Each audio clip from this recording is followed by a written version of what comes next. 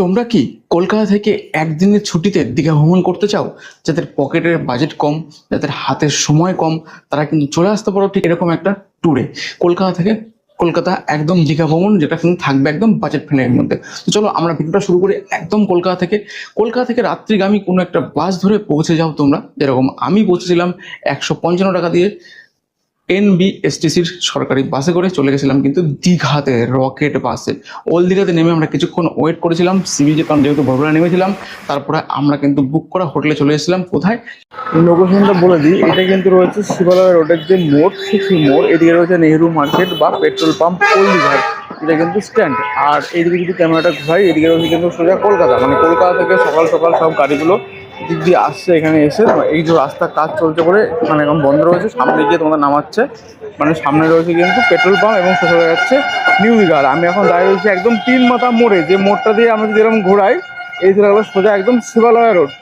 এখান থেকে সমুদ্র সৈকত থেকে মাত্র 400 মিটার দূরে রয়েছে কিন্তু আজকে রাতের আস্তানা। রিসেপশনে ফর্মালিটি মেনটেন করে চলে আসবো একদম তোমরা ফ্লোরে লাইটে একদম ঝকমক রয়েছে, সিসিটিভি এবং ওয়াইফাই ব্যবস্থাও রয়েছে। তোমার জন্য কিন্তু অপেক্ষা করবে এমন একটা রুম, যে রুমটা কিন্তু একটা কাপেল ফ্রেন্ডলি রুম, যেখানে কিন্তু একটা বড় সাইজের একটা ওয়ার্ডরোব রয়েছে এবং এদিকে একটা মিরর রয়েছে, টিভি রয়েছে, চার্জিং সকেটও রয়েছে, চেয়ারও রয়েছে এবং একটা কিন্তু বিগ সাইজের বেড রয়েছে, যেখানে তোমরা স্বামী স্ত্রী বাচ্চা বা বিবাহিত কাপেল বা অবিবাহিত কাপেল তোমরা থাকতে পারো। এসি রয়েছে, একটা বিগ সাইজের কিন্তু উইন্ডো রয়েছে, পর্দা সরালে সুন্দর একটা বাইরের ভিউ পাবে। জায়গা বলি একদম পর্যাপ্ত পরিমাণে জায়গা রয়েছে।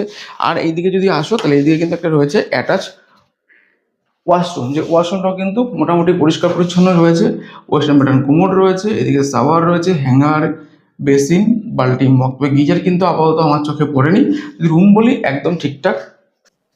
সুন্দর করে রুমে আমরা চেক ইন করে ফ্রেশ হয়ে আমরা এখন বাইরে বেরিয়ে যাব।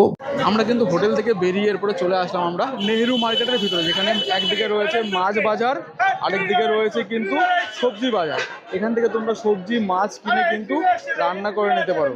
ঠিক আছে, বিভিন্ন মাছ রয়েছে, তোমরা কিন্তু এখান থেকে কিনে কিন্তু তোমরা রান্না করে খাওয়া দাওয়া করতে পারো, হোটেলে নিয়েও নিতে পারো। দেখো ইলিশ থেকে শুরু করে বিভিন্ন ধরনের কিন্তু মাছ এখানে রয়েছে। নেহেরু মার্কেটের মধ্যেই কিন্তু রয়েছে যে টিফিন সেন্টার, তো সেখান থেকে আমি 30 টাকার মুড়ি ঘুগনি খেয়ে নিচ্ছি।